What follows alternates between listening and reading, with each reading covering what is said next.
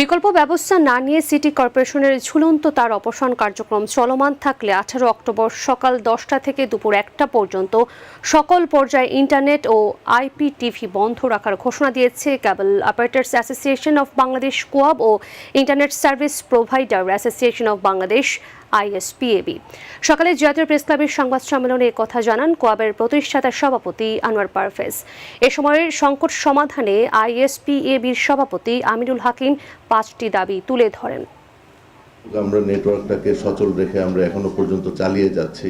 17 অক্টোবরের মধ্যে এই সমস্যার সমাধান না হয় আগামী 18 অক্টোবর রবিবার হতে প্রতিদিন সকাল 10টা হইতে দুপুর 1টা পর্যন্ত সারা বাংলাদেশে বাসাবাড়ি, অফিস, ব্যাংকসহ সকল পর্যায়ে internet, data connectivity, cable TV service আমরা প্রতীকীভাবে বন্ধ রাখব যতদিন না পর্যন্ত আমাদের এই সমস্যার সমাধান